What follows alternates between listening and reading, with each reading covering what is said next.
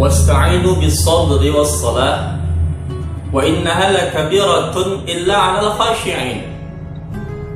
Maka ketika Allah Subhanahu wa taala perintahkan kepada kita untuk bagaimana menjadikan sabar dan salat kita menjadi penolong bagi kita, maka sesungguhnya di sana terdapat rahasia yang luar biasa di dalam hikmah mendirikan salat 5 waktu.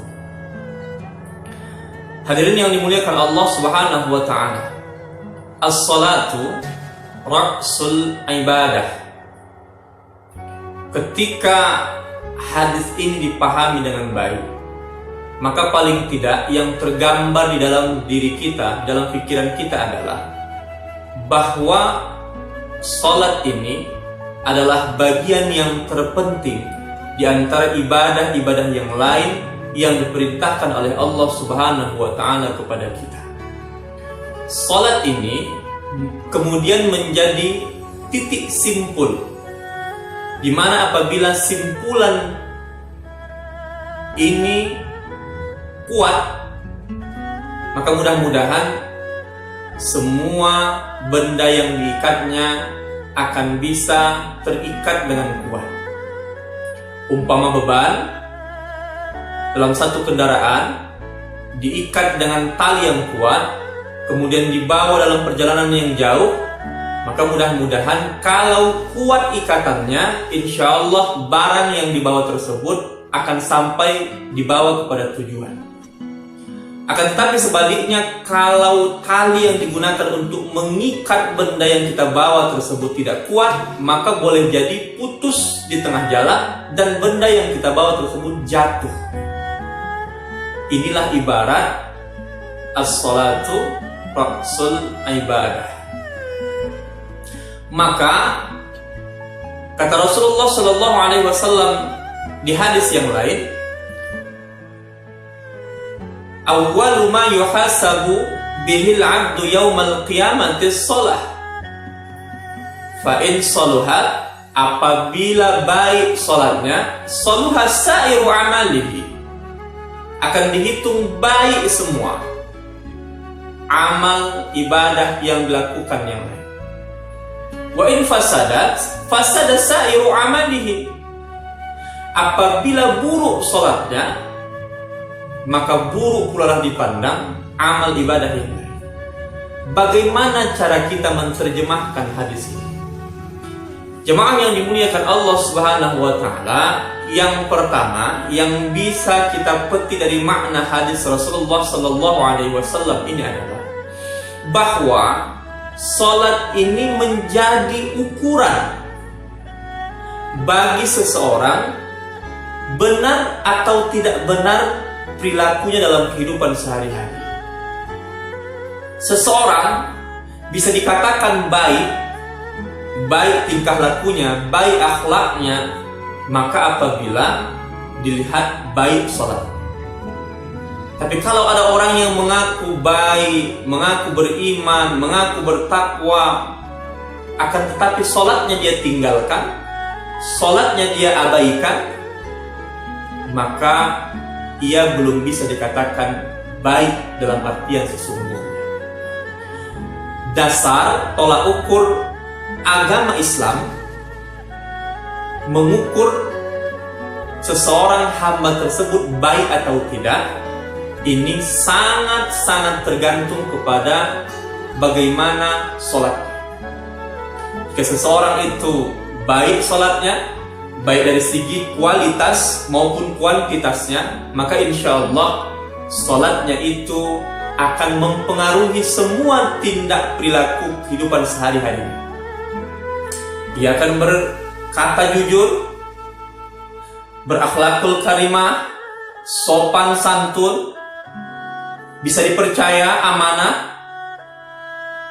dan ia mampu memegang syariat Allah Subhanahu wa taala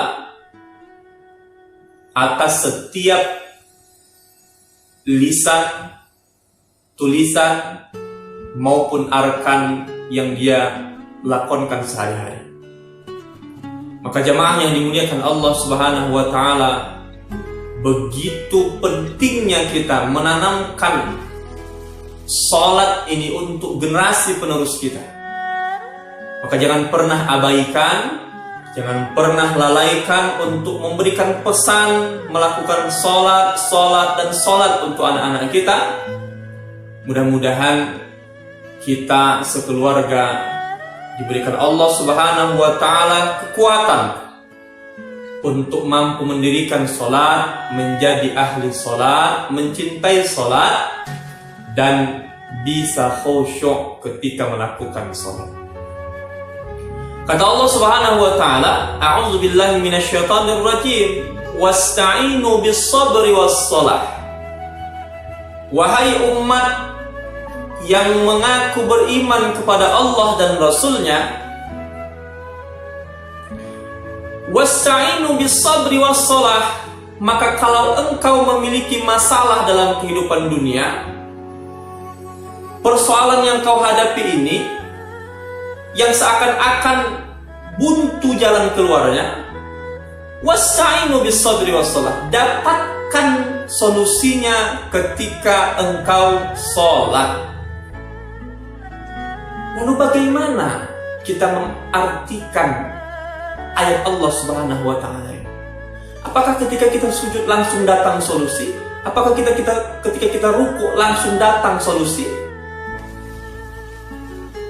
Jamaah yang dimuliakan Allah Subhanahu wa taala, salat ini kalau kita mau uraikan satu persatu gerakannya, kita uraikan satu persatu bacaannya, maka sesungguhnya ia mampu mewakili seluruh tindak tanduk dan keputusan hidup yang seharusnya kita ambil dalam menjalani kehidupan sehari-hari.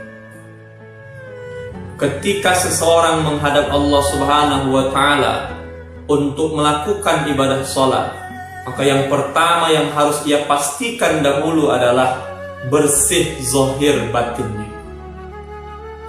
Dia tidak cukup hanya membersihkan zahirnya dengan beristinja, tapi ia harus membersihkan batinnya dengan berwudu.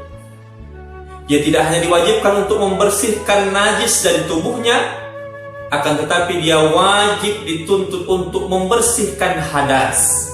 Bukankah hadas itu sesuatu kotoran yang tersembunyi, yang tidak bisa ditangkap oleh mata zahir kita? Tapi Allah bersihkan kita dari najis zahir, dari kotoran batin, sebelum kita menghadap Allah Subhanahu wa taala untuk sholat. Apa maknanya? Jemaah yang dimuliakan Allah Subhanahu wa taala, di dalam menghadapi semua persoalan di dalam kehidupan ini, maka yang pertama yang harus kita lakukan adalah membersihkan hati kita dari bersuudzon kepada Allah Subhanahu wa taala atau berburuk sangka kepada orang-orang yang di sekitar kita, meluruskan niat bertawakal kepada Allah Subhanahu wa taala. Inna lillahi wa inna ilaihi raji'un. Ketika datang musibah itu, maka la yukallifullahu nafsan illa wus'aha. Kita yakin tidak satu pun ujian yang Allah berikan kepada seorang hamba selain Allah sudah pastikan bahwa hamba yang bersangkutan tersebut memang mampu menjalani ujian tersebut. Allah tidak akan pernah luput, tidak akan pernah salah di dalam memukul, di dalam menilai kadar kemampuan seorang hamba untuk memikul bagian dari ujian yang Allah titipkan kepadanya. Maka yakin dan percayalah, apapun masalah yang hari ini kita hadapi, maka semua itu sesungguhnya Allah sudah jamin bahwa kita yang diberikan musibah hari ini adalah orang-orang yang mampu menghadapi musibah tersebut. Wa may yattaqillaha yaj'al lahu makhraja.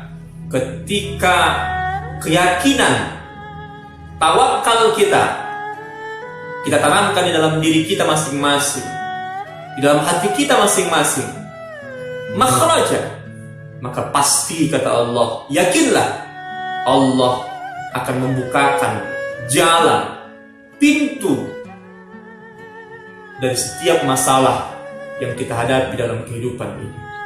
Mudah-mudahan dengan sholat kita, mudah-mudahan semua persoalan yang hari ini Allah berikan kepada kita sebagai bentuk ujian, mampu kita jalani dengan baik dan mampu kita sikapi dengan baik. Masalah ini harus kita hadapi. Jangan tanyakan bagaimana persoalannya, akan tetapi pertanyakanlah bagaimana cara menyikapinya. Jangan pernah berniat lari dari masalah, karena setiap kita pasti akan datang masalah. Maka yang terbaik adalah belajar dengan baik untuk bagaimana menyikapi setiap masalah yang datang silih berganti kepada kita. Mudah-mudahan Allah memberikan taufik hidayahnya ketika kita di dalam